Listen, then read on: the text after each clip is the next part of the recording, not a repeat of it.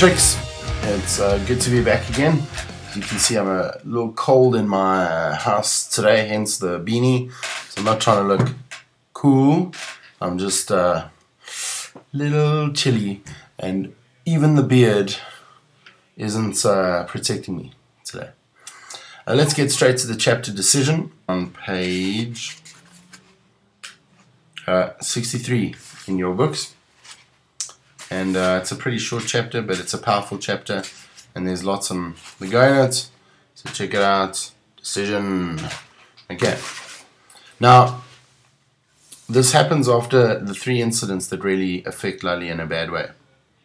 And she kind of, in this chapter, she really processes what she has experienced, and she decides that she's the only person who really is getting the truth about this whole situation.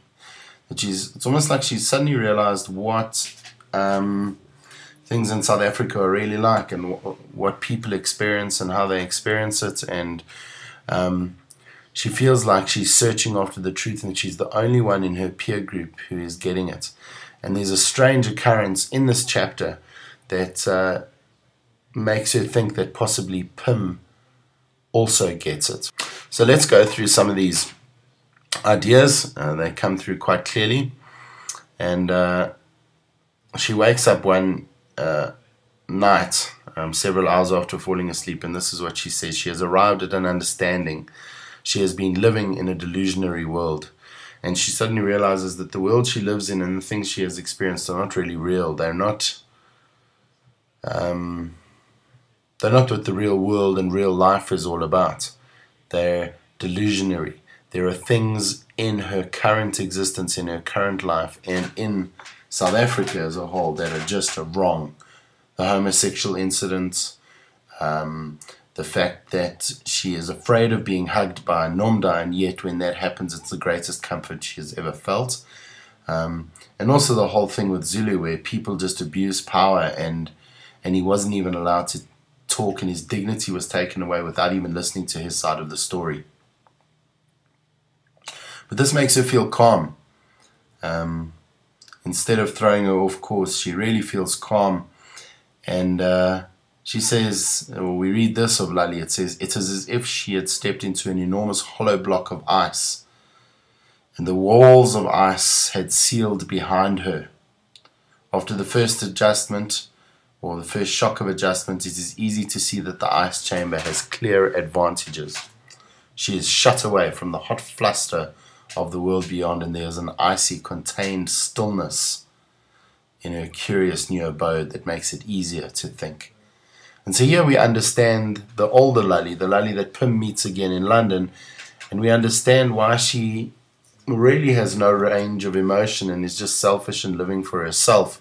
And this is where it started. It is easier for Lally to block herself off from the world, to become an ice queen in her block of ice, than to engage with the world that is delusionary, that she hates, that is terrible, that she despises everything in this world. She sees everything that is wrong in that world. She's moved by how Shuttleworth is protected by the older boy. She says she has never been protected, or she has never protected anyone like that, and she doubts that anyone will ever protect her like that. And Lally is considering this whole idea that black people are considered savages in South Africa at that time, that they're not quite cultured, and they are people to be scared of, that they'll stab you in the back. And she says a very telling thing. She kind of engages with the sissy and gives her a blouse, and she realizes something about the sissy, and this is what she says. She says, "No, the sissy is not a savage, but Mr. Payne, who masked his humiliation by picking on Zulu, is a savage, and Preston, McGrath, and Bowyer of the sly, wide smiles are all savages." And so she sort of turns the table, where in apartheid times, the blacks or black people were seen as savages, or referred to as savages. Here she says that is not the case. The woman who showed me love and care is not a savage.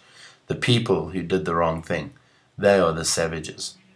We see Lally then entering into this search for true things, and she sees it as a solitary pursuit, and she says that she can't see anyone around her who is also searching for the truth.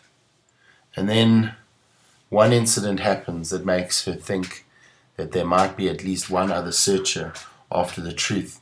And Pym sends a letter to Emily and she breaks it off. Emily can't understand why it's happened. She makes a racist comment that he's met someone else, but who? There aren't any other women up there except, and her implication is that the women up in the border are black, and if he's done that, well then he's the worst person in the world.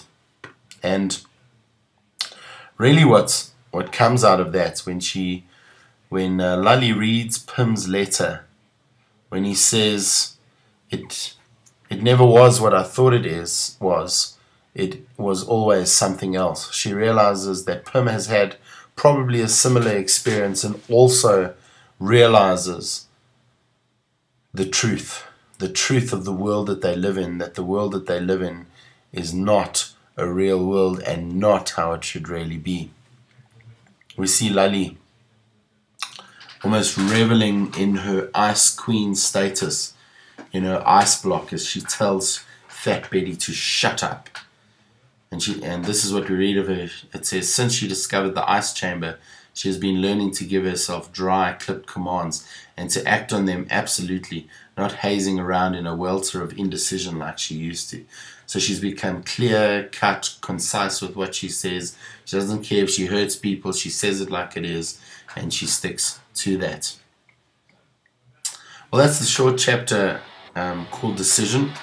It's a very important chapter.